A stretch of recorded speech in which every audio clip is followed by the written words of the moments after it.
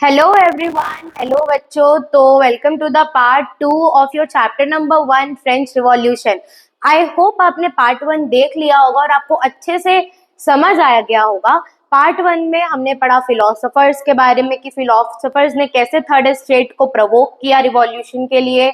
हमने सोसाइटी का डिवीजन पढ़ा, फ्रांस की सोसाइटी कैसे डिवाइडेड थी, लुइस 16 कौन था और फ्रांस की जनता क्यों परेशान थी, उन्होंने क्यों बेस्टाइल का जेल डिस्ट्रॉय किया। इतना सब कुछ हमने पार्ट 1 में कवर कर लिया है। तो अब पार्ट 2 की बारी है। अब हमने जैसे पार्ट 1 में देखा था कि लुइस 16 की हरकतों की वजह से सब लोग बहुत ही ज्यादा गुस्से में थे, स्पेशली थर्ड स्टेट के लोग बहुत ही ज्यादा गुस्से में थे। क्यों थे? क्योंकि मैक्सिमम प्रिविलेजेस किसको मिल गए थे? फर्स्ट और सेकंड स्टेट को। तो यहाँ पे लुइस 16 की हरकतें रुक नहीं रही है। अभी आपको इस वीडियो में और पता चलेगा कि लुइस 16 ने और क्या क्या हरकतें की थी जिससे इवेंचुअली लोगों ने उसे पब्लिकली हैंग कर दिया था। तो हम चालू करते हैं देश की इकोनॉमी से। अब सबसे पहले देश की इकोनॉमी पूरी बिगड़ चुकी थी, जिससे देश में सबसिस्टेंस क्राइसिस आ गया था। अब सबसिस्टेंस क्राइसिस आप लोग क्लास 8 में भी पढ़ चुके हैं, 7th में भी पढ़ चुके हैं। होता क्या है सबसिस्टेंस क्राइसिस? सबसिस्टेंस क्राइसिस एक ऐसी सिचुएशन होती है जिसमें आम आदमी अपनी बेसिक नेसेसिटी भी फुलफिल नहीं कर पाता है। उसको हम क्या कहते हैं? सबसिस्टेंस क्राइसिस कहते हैं। एक आदमी की बेसिक नेसेसिटीज क्या होती है? रोटी, कपड़ा, मकान, ये सब भी जब वो फुलफिल ना कर पाए उसकी इकोनॉमी की वजह से, उसको हम क्या कहते हैं? सबसिस्टेंस क्राइसिस कहते हैं। अगर हम बात करें तो देश की इकोनॉमी गिर चुकी थी। इकोनॉमी के गिरने के वजह से अब फिर से लुइस 16 जो कि वहां का किंग था, उसने सोचा कि मैं टैक्स बढ़ा देता हूं। अब जैसा कि हमने प्रीवियसली थोड़े टाइम पहले मैंने आपको प्रीवियस वीडियो में बताया था कि लोगों की इनकम उतनी की उतनी ही थी। थर्ड स्टेट के जो लोग हैं वो लोग ऑलरेडी बहुत हाई मात्रा में टैक्स पे कर रहे थे और प्लस उनकी इनकम बहुत ही कम थी। उसकी वजह से उन लोग बहुत ही ज्यादा ब्रोक हो जा रहे थे, मतलब उनके पास पैसे नहीं बच रहे थे अपनी बेसिक नेसेसिटी भी फुलफिल करने के लिए। तो देश की इकोनॉमी गिरी थी। अब इसके दिमाग में ये नहीं आया कि मैं देश की इकोनॉमी सुधार दूं। लुइस 16 के दिमाग में आया कि भाई मैं टैक्स बढ़ा देता हूँ। लेकिन लुइस 16 अपनी मर्जी से टैक्स नहीं बढ़ा सकता था। उसको टैक्स बढ़ाने के लिए परमिशन चाहिए थी एस्टेट जनरल्स की। ये पावर मोनार्क के हाथ में नहीं थी उस टाइम फ्रांस में। According to France constitution, monarch के हाथ में टैक्स बढ़ाने की पावर नहीं थी। उसको जितने भी एस्टेट जनरल्स थे, 3 स्टेट के बारे में हमने पढ़ा है, तो जितने भी एस्टेट जनरल्स थे उनके साथ मीटिंग करके ही वो टैक्स को बढ़ा सकता था। हाँ, लेकिन मीटिंग ऑर्गेनाइज करने का पूरा पूरा राइट किसके हाथ में था? मोनार्क के हाथ में, which was the king Louis 16। Meeting organise सिर्फ और सिर्फ किंग कर सकता था। तो उसने टैक्स बढ़ाने के चर्चे को लेकर एक मीटिंग ऑर्गेनाइज की जिसका नाम था एस्टेट जनरल मीटिंग, और ये 5 में 1789 को हॉल ऑफ वर्साइल में रखी गई थी। ये बहुत इंपॉर्टेंट क्वेश्चन है आपका, ये आ सकता है एग्जाम में कि ऐसा क्या हुआ मीटिंग में कि थर्ड एस्टेट वालों ने अपनी एक अलग ही असेंबली बना ली, अपना अलग कॉन्स्टिट्यूशन बना लिया। उसके बारे में अब हम पढ़ेंगे। तो अभी तक हमने क्या देखा? देश की इकोनॉमी के गिरने की वजह से लुइस 16 ने डिसाइड किया कि वो टैक्स बढ़ाएगा, लेकिन वो टैक्स बढ़ा नहीं सकता था, उसके हाथ में वो पावर नहीं थी। तो उसने एस्टेट जनरल की मीटिंग ऑर्गेनाइज करने का डिसाइड किया। एस्टेट जनरल की मीटिंग रखी गई 5 में 1789 को हॉल ऑफ वर्साइल में। इतना समझ आया? अब इस मीटिंग में क्या होता है? तीनों स्टेट के लोगों को बुलाया जाता है। फर्स्ट और सेकंड स्टेट से 300 मेंबर्स आते हैं। फर्स्ट और सेकंड स्टेट में which was clergy and nobility, उसके 300 मेंबर्स आते हैं और वो आराम से आके कुर्सी में बैठ जाते हैं। लेकिन थर्ड स्टेट से 600 मेंबर्स आते हैं। इतने लोग आते हैं थर्ड स्टेट से, लेकिन उनको बैठने तक की भी जगह नहीं दी जाती है, वो लोग कहीं पीछे खड़े हुए रहते हैं। फर्स्ट एंड सेकेंड स्टेट से 300 मेंबर्स आते हैं जो आराम से सामने चेयर में बैठ के डिस्कस करते हैं, लेकिन थर्ड स्टेट से 600 मेंबर्स आते हैं जो कि सिर्फ पीछे खड़े रह जाते हैं। अब कौन कौन उस मीटिंग में अलाउ नहीं था? विमेन अलाउ नहीं थी, औरतें उस मीटिंग में अलाउ नहीं थी, फार्मर्स। अब थर्ड स्टेट में थोड़ा फ्लैशबैक में जाइए, मैंने आपको बताया था थर्ड स्टेट के लोग मोस्टली कौन थे? फार्मर्स थे। और इस मीटिंग में फार्मर्स ही अलाउड नहीं थे, क्योंकि भाई हमारे लुईस 16 को पता था कि वो सबसे ज्यादा एक्सप्लॉइटेशन किसके साथ कर रहा है? फार्मर्स के साथ कर रहा है। और फार्मर्स के साथ एक्सप्लॉइटेशन कैसे हो रहा था? जरूरत लैंड की फार्मर्स को थी, लेकिन 60% ऑफ लैंड किसके पास था? क्लर्जी और नोबिलिटी के पास। इस कारण फार्मर्स की भाई एंट्री बंद कर दी कि आपको तो मीटिंग में आना ही नहीं है। फिर जो आर्टिस्ट लोग थे, जितने भी आर्टिस्ट होते हैं ना, जो पोएट्री मेकिंग करते हैं, पेंटिंग करते हैं, ये सब जो आर्ट से रिलेटेड काम करते हैं, वो लोग को भी एंट्री अलाउड नहीं थी उस मीटिंग में। तो ये तीन चीज अब वुमेन के साथ तो हमेशा से ही गलत होता है कि उनको तो भाई तुम तो एंट्री मत करो, तुम तो खाली घर का काम करो, वही तुम्हारे बस में है। उसके बाद third state people bought the demand in 40,000 words.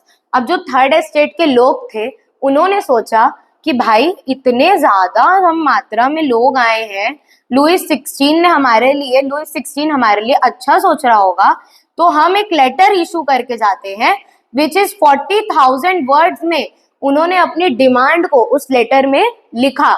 But again Lewis 16 ने उसको भी डिनाई कर दिया, बोला कि भाई भाड़ में जाए तुम्हारा लेटर, हर कोई भाड़ में जाओ, मुझे मतलब नहीं है, मुझे तो बस मतलब है फर्स्ट और सेकेंड स्टेट से, थर्ड स्टेट से मुझे कोई मतलब नहीं है। तो जो डिमांड्स थर्ड स्टेट ने लाई थी 40,000 वर्ड्स में, उसको भी भाई किंग ने डिनाई कर दिया। लेकिन उसके पास इतना दिमाग नहीं था कि भाई पॉपुलेशन भी सबसे ज्यादा किसकी है? थर्ड स्टेट की, तो उसको थोड़ी बहुत प्रायोरिटी थर्ड स्टेट को भी देनी चाहिए। अब चलो थर्ड स्टेट वालों ने इतना भी सहन कर लिया, चलो ठीक है हमारी डिमांड मत फुलफिल करो, चलेगा हमको। उसके बाद क्या हुआ?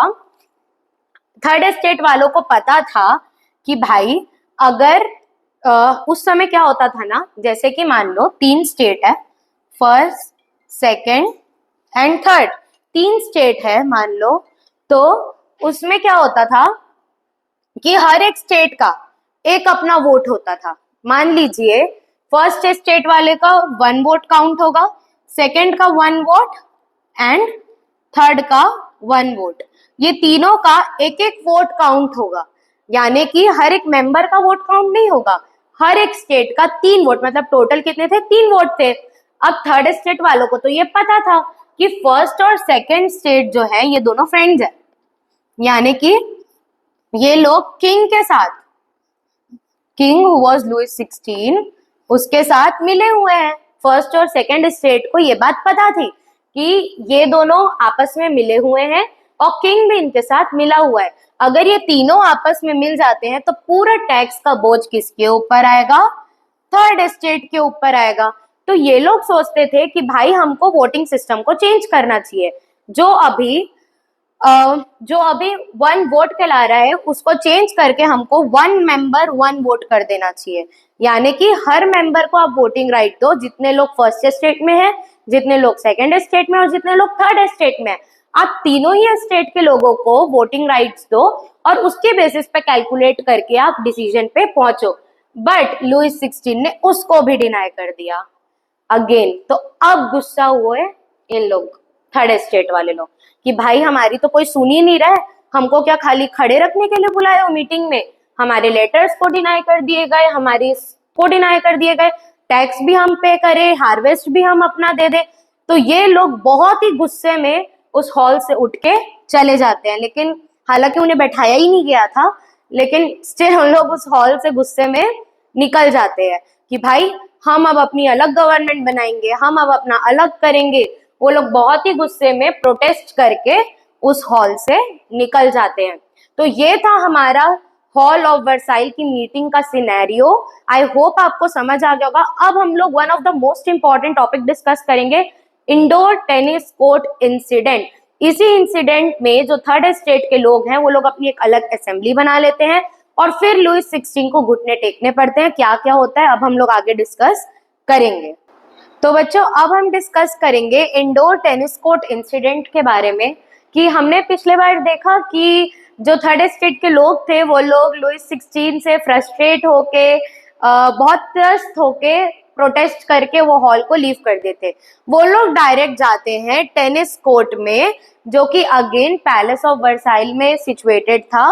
टेनिस कोर्ट जाके वो लोग एक आंदोलन चालू करते हैं। ये इंसिडेंट है 20 जून 1789 का। People of third estate gathered at tennis court of Versailles and declared themselves as national assembly. अब भाई जो थर्ड एस्टेट के लोग हैं उनको ये बात समझ आ गई थी कि भाई किंग हमारा नहीं है, किंग हमारा नहीं है, किंग जो है वो खाली फर्स्ट और सेकंड एस्टेट के बारे में सोचेगा, हमको हमारे बारे में खुद सोचना पड़ेगा। इसलिए वो लोग अपनी खुद की एक असेंबली बनाए which was declared as national assembly. कहाँ पे? टेनिस कोर्ट में ऑन 28 जून 1789। और उस वहां टेनिस कोर्ट में जाके वो लोग बैठ गए कि भाई अब हम नया कॉन्स्टिट्यूशन लिखेंगे फ्रांस का, और तब तक यहाँ से नहीं उठेंगे जब तक कि वो कॉन्स्टिट्यूशन फिनिश नहीं हो जाता। तब लुईस 16 आया, बोला कि भाई उठ जाओ, रहन दो, मैं करता हूँ कुछ। बट नहीं, दे वर डिटरमाइंड कि हम यहाँ से तब तक नहीं उठेंगे जब तक हम कॉन्स्टिट्यूशन पूरा लिख नहीं देते।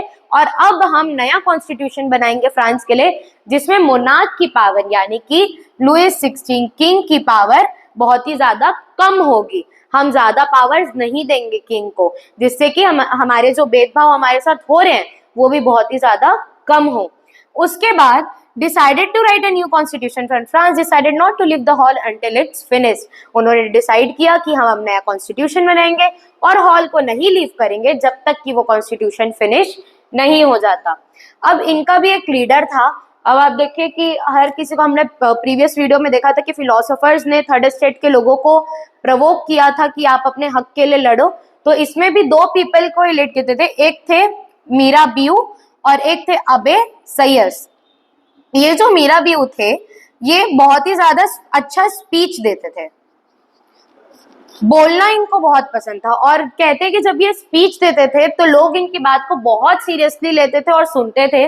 और लेकिन ये बिलोंग करते थे सेकंड एस्टेट को, बहुत ही अच्छी फैमिली से ये बिलोंग करते थे, बहुत ही रिच फैमिली को, ये सेकंड एस्टेट की नोबिलिटी फैमिली से आते थे। बट स्टिल ये थर्ड एस्टेट के लोगों को सपोर्ट करते थे, क्योंकि उन्होंने बचपन से देखा था कि क्या भेदभाव हो रहे हैं, क्या गलत तरीका अपनाया जा रहा है थर्ड स्टेट के लोगों के साथ, क्या मिसबिहेव किया जा रहा है। तो वो लोग थर्ड एस्टेट के लोगों को बहुत ही ज्यादा सपोर्ट करते थे। दूसरे थे अबे सैयस, जो कि एक प्रीस्ट थे, और उन्होंने एक बुक लिखी थी व्हाट इज थर्ड एस्टेट। अब ये क्वेश्चन भी आपका आ सकता है 1 मार्क्स में कि who wrote the book what is third estate. So Abbe Sieyes wrote the book what is third estate. तो अब हम आगे बढ़ते हैं दूसरे टॉपिक की तरफ कि आपको पता है हुआ क्या था कि हार्वेस्ट खराब हो चुकी थी। अब हुआ क्या, जो गर्मी पड़ने वाली थी, इस गर्मी की वजह से हार्वेस्ट फसल पूरी की पूरी खराब हो चुकी थी। तो लोगों का गुस्सा फिर से भड़का लुईस 16 के ऊपर कि भाई एक तो हार्वेस्ट खराब हो गई, आप टैक्स भी ले रहे हो, हमारे पास खाने तक के पैसे नहीं है।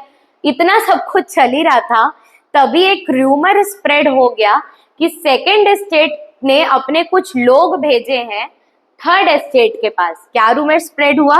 सेकंड एस्टेट ने कुछ लोग भेजे हैं अपने थर्ड एस्टेट वालों का फील्ड खराब करने के लिए, हार्वेस्ट खराब करने के लिए। ये पूरा रूमर पूरे फ्रांस में स्प्रेड हो गया कि भाई सेकंड एस्टेट के लोगों ने थर्ड एस्टेट की फसल खराब की है।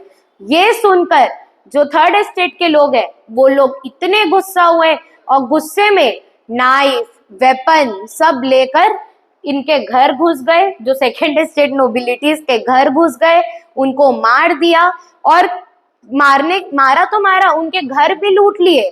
घर लूटने के साथ साथ उनके घर में जितने इंपॉर्टेंट डॉक्यूमेंट्स थे उनको भी जला दिया। इतना सब कुछ तबाही मचा दिया उन्होंने, क्योंकि ये रूमर स्प्रेड हो गया था कि इन्होंने अपने कुछ लोग भेजे हैं इनकी फसल डिस्ट्रॉय करने के। भाई डर के मारे तो कुछ नोबिलिटीज ने देश ही छोड़ दिया। तो इतना सब कुछ चलने के बाद भी अब लोगों के मन में अब तो लुईस 16 सुधरेगा, अब तो वो कुछ करेगा। तो उसके बारे में अब हम आगे पढ़ेंगे। तो बच्चों, इतना लड़ाई झगड़ा देखने के बाद लुईस 16 ने फाइनली डिसाइड किया कि भाई मैं सरेंडर होने को रेडी हूँ। मैं आपके कॉन्स्टिट्यूशन को जो नेशनल असेंबली ने बनाया था थर्ड एस्टेट ने, उसको मानने के लिए रेडी हूँ। तो क्या क्या चेंजेस आए फिर फ्रांस में, उसको अब हम डिस्कस करते हैं। No more privileges to first and second estate. अब फर्स्ट और सेकंड एस्टेट को जो भी प्रिविलेजेस दिए गए थे, be it land privileges, no tax privileges, और जितनी भी वेल्थ उन्हें दी गई थी, वो सारे प्रिविलेजेस अब खत्म हो चुके थे और लुई 16 कुछ नहीं कर पा रहा था। Power reduced for king, Louis 16 की पावर आधी कर दी गई थी, यानी कि मोनार्क के हाथ में अब ज्यादा कुछ नहीं था। लैंड रीडिस्ट्रीब्यूटेड, जैसा कि मैंने आपको बताया था कि थर्ड एस्टेट में 90% लोग फार्मर्स थे, ये मैंने प्रीवियस वीडियो में आपको बताया था। तो लैंड की रिक्वायरमेंट किसको है सबसे ज्यादा? थर्ड एस्टेट को। लेकिन उस थर्ड एस्टेट के पास लैंड था ही नहीं, 60% लैंड फर्स्ट और सेकंड एस्टेट के पास था। हेंस इन लोग एग्रीकल्चर नहीं कर पा रहे थे और जिसकी वजह से इनको बहुत ज्यादा नुकसान हो रहा था। तो लैंड को रीडिस्ट्रीब्यूट किया गया कि भाई जिसकी ज्यादा रिक्वायरमेंट है उसके पास ज्यादा लैंड रहेगा, जिसकी कम रिक्वायरमेंट है उसके पास कम लैंड रहेगा। उसके बाद जो टाइट्स है वो एंड हो गए। Tights again was a kind of tax, जो मैंने आपको प्रीवियस वीडियो में बताया था और मैं बार बार बोल रही हूँ, tithes is very important. Tithes, tailles, ये सब आ सकता है। टाइट्स जो है वो अपने जो थर्ड एस्टेट के लोग हैं, फार्मर्स लोग, वो लोग अपने हार्वेस्ट का 10% फर्स्ट एस्टेट को देते थे, वो भी खत्म हो गया था। तो ये सारे चेंजेस आए थे 4 अगस्त 1789 में। अब जो हमारा फ्रांस है वो मोनार्की से हटके कॉन्स्टिट्यूशनल मोनार्की की तरफ बढ़ गया था। अब हमें पूरी जर्नी देखनी है फ्रांस की कि वो कैसे मोनार्की से रिपब्लिक बना। अभी मोनार्की से वो क्या बन गया है? Constitutional monarchy. कॉन्स्टिट्यूशनल मोनार्की मतलब क्या होता है कि जो मोनार्क रहेगा यानी किंग और क्वीन रहेंगे, वो लोग भी गवर्नमेंट के साथ मिलकर काम करेंगे। जैसे कि अभी इंग्लैंड में हो रहा है करेंटली, जो वहां की किंग और क्वीन है वो लोग मोनार्क तो है लेकिन मैक्सिमम पावर्स उनके पास नहीं है। वहां की जो ऑफिशियल गवर्नमेंट है वो लोग वहां से मिल के काम कर रहे हैं।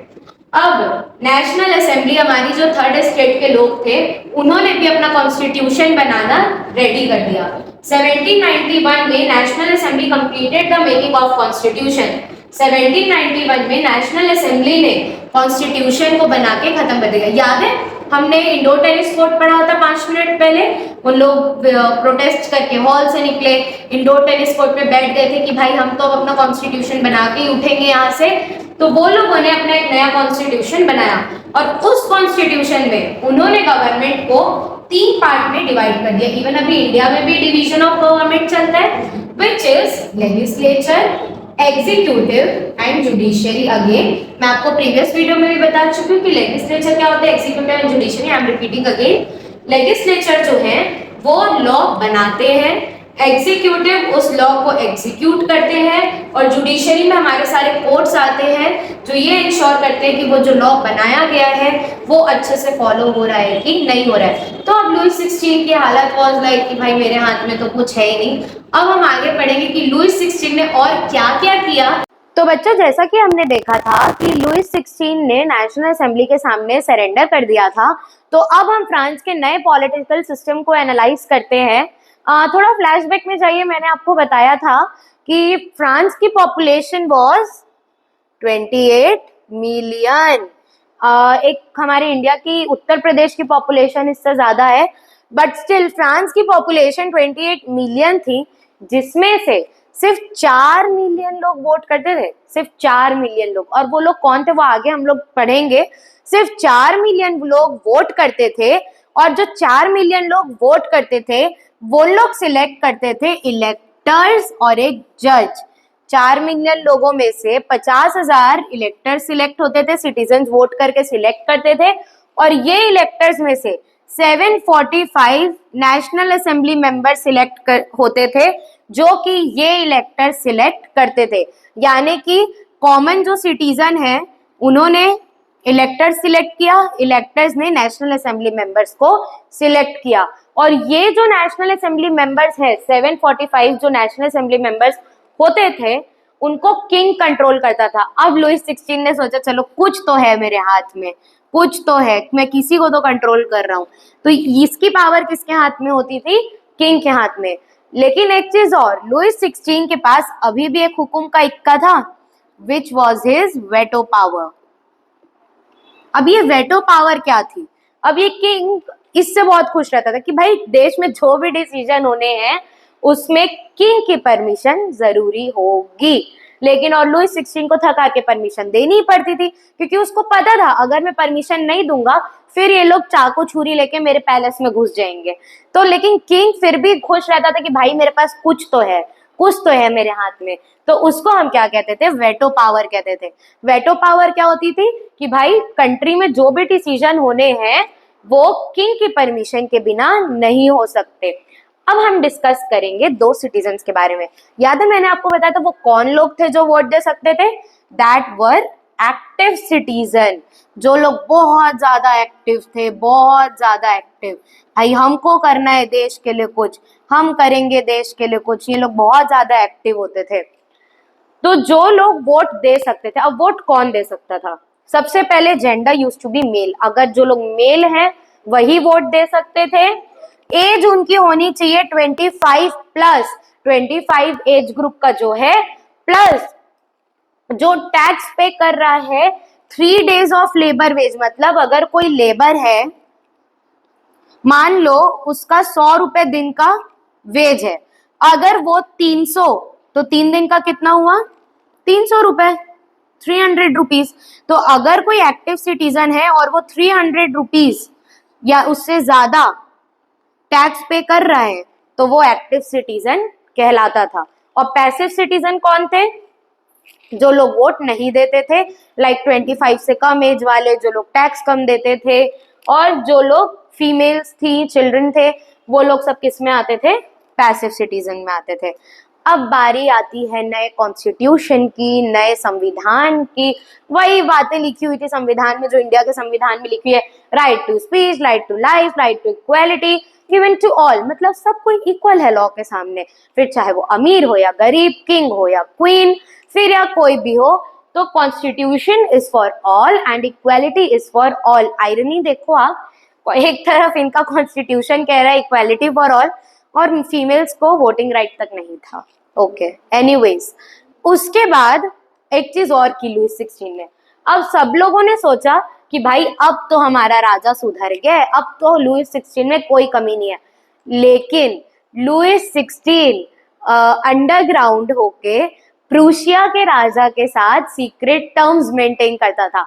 ऑल्दो उसने कॉन्स्टिट्यूशन में साइन कर दिया था, Louis 16 has signed the constitution, but still वो अंडरग्राउंड तरीके से प्रूशिया के राजा से मिलता था, उनके साथ ट्रीटी करता था, उनको बताता था भाई देख मेरे देश में तो कैसा रिवॉल्ट हो रहा है, तू भी अपने सिटीजन्स को टाइट रख वरना हमारे तेरे भी देश में रिवॉल्ट हो जाएगा, ये हो जाएगा, वो हो जाएगा। और ये बात अगेन फ्रांस के लोगों को पता चल गई। अब क्या हुआ? अप्रैल 1792 में फ्रांस ने वॉर डिक्लेयर कर दिया प्रूशिया और ऑस्ट्रिया के खिलाफ। एक चीज गौर करने वाली है यहाँ, ऑस्ट्रिया याद करो क्या था Austria? You are right, Louis 16 की वाइफ मैरी का घर। तो लोगों ने प्रूशिया और ऑस्ट्रिया पे अटैक कर दिया, और ये जो वॉर था वो होने वाला था लोकल पीपल और किंग के बीच। जो किंग्स थे प्रूशिया के, ऑस्ट्रिया के, उनके और लोकल पीपल के बीच ये वॉर होने वाला था। अब बहुत फिर से टेंशन, लड़ाई झगड़े का माहौल। अब लोगों ने बोला लुइस 16 को भाई देख अब बहुत हो गया तेरा, अब हम और नहीं सहेंगे करके। अब मर्सेलिस क्या था? मर्सेलिस जो था एक वॉर सॉन्ग था। वहां के जो लोकल पीपल जब किंग के साथ वॉर करते थे तो वो लोग एक गाना गाते थे विच वॉज नोन एज मर्सेलिस। और जो मर्सेलिस है वो करेंटली अभी नेशनल एंथम है फ्रांस का। ओके, उसके बाद अब जो देश में जब ऐसे सिचुएशन आई तो बहुत सारे लोगों ने बढ़ चढ़ के वॉर में हिस्सा लिया। मेन तो चले जाते थे वॉर करने, पीछे से विमेन जो है वो हाउस होल्ड की देखभाल करती थी, लिविंग के लिए अपना खर्चा चलाती थी। अब जो वॉर के लिए बड़े बड़े लोग तो चले गए वॉर में, एक जो बहुत ही ज्यादा उभर के आ रहे थे लोग वो थे मिडिल क्लास। कौन आ रहे थे? Middle class. हर गली हर मोहल्ले में इन्होंने अपने क्लब्स खोल लिया, अपनी पार्टी बना ली। इसमें सबसे फेमस क्लब था जैकोबिन क्लब। कौन सा क्लब? Jacobin club. सबसे फेमस क्लब था जैकोबिन क्लब। इनका वो आइडेंटिटी था कि जो एलिट ग्रुप के लोग रहते थे, मतलब जो हायर सोसाइटी के लोग रहते थे, वो लोग नी बैंड पहनते थे, लेकिन जैकोबिन क्लब्स वालों ने नी बैंड को डिच किया। वो लोग रेड कैप पहनते थे, हैट पहनते थे और स्ट्राइप्ड ट्राउजर पहनते थे इक्वालिटी को दिखाने के लिए। जैकोबिन क्लब बहुत ज्यादा फेमस होने लगा, बहुत ही ज्यादा बड़ा क्लब बन गया था वो। मैक्सिमम मिडिल क्लास लोग इसके मेंबर थे। इसका एक हेड था जिसका नाम था मैक्सिमिलियन रॉबिस्प्री। मैक्सिमिलियन रॉबिस्प्री जो है वो जैकोबिन क्लब का हेड था। अब ये जो मैक्सिमिलियन रॉबिस्प्री है, इसने जैकोबिन क्लब के मेंबर्स को लीड किया। आपको समझ आ गया जैकोबिन क्लब क्यों अलग था? उन्होंने नी बैंड्स को डिच किया, रेड हैट पहनते थे, स्ट्राइप्ड ट्राउजर्स पहनते थे और इक्वालिटी को प्रमोट करते थे। इनका हेड था मैक्सिमिलियन रॉबिस्प्री। अब क्या हुआ, जब लोगों को ये सब के बारे में पता चला कि भाई ऐसी वॉर सिचुएशन होने लगे, अगेन लोगों के इकोनॉमी गिर गई। क्या हुआ? फ्रांस की इकोनॉमी अगेन गिर गई। क्यों गिर गई? क्योंकि अगेन जो वॉर हुआ, वॉर में क्या होता है? पैसा खर्च होता है। इतनी ज्यादा फेमाइन आ गई कि हर चीज के टैक्स बढ़ गए, रेट बढ़ गए, बहुत ही ज्यादा फेमाइन वाली सिचुएशन आ गई। अब लोगों ने कहा अब लुईस 16 तुमको जीने का कोई राइट नहीं है। तब उन्होंने क्या किया, किंग के पैलेस पे लोगों ने अटैक किया। उनके जितने सोल्जर्स थे, जो भी गेट कीपर सोल्जर, सबको मार दिया और किंग को अरेस्ट कर लिया। और इवेंचुअली कुछ दिन बाद उसे पब्लिकली एग्जीक्यूट कर दिया। और एग्जीक्यूशन के साथ साथ 9 महीने बाद उनकी जो वाइफ थी मैरी, उसे भी एग्जीक्यूट कर दिया गया। और आपको जान के बड़ी हैरानी होगी कि जब उन्हें एग्जीक्यूट किया गया तो उनके जो सर थे, फ्रांस के बच्चे उस सर से फुटबॉल खेलते थे। इतना लोगों को लुईस 16 और उनकी वाइफ और बर्बन फैमिली से हेट्रेड हो गया था। और जब लुईस 16 एंड हुआ, तब लोगों को काइंड ऑफ रिलीफ लगा कि भाई अब हमारे देश में कंडीशन सुधरेंगे सबके। उन्होंने हेड बना दिया मैक्सिमिलियन रॉबिस्प्री को। अब उनका ये डिसीजन सबसे ज्यादा गलत था, क्योंकि ये भी ज्यादा देर टिक नहीं पाया। 1 साल इन्होंने रूल किया, बट इन्होंने वो 1 साल में पूरा टेरर वाला सिचुएशन बना दिया, रेन ऑफ टेरर ले आए वो। अब इसको हम लोग आई थिंक नेक्स्ट वीडियो में डिस्कस करेंगे, क्योंकि ये वीडियो ऑलरेडी बहुत पढ़ लियो आज आप लोग। तो रेन ऑफ टेरर और वुमेन का कंट्रीब्यूशन, नेपोलियन के बारे में हम लोग अगली वीडियो में इस चैप्टर को कंप्लीट करेंगे। Have a very nice day. Part 3 बिना देखे मत जाना, और अगर पार्ट 1 नहीं देखा है तो उसको भी देख लेना।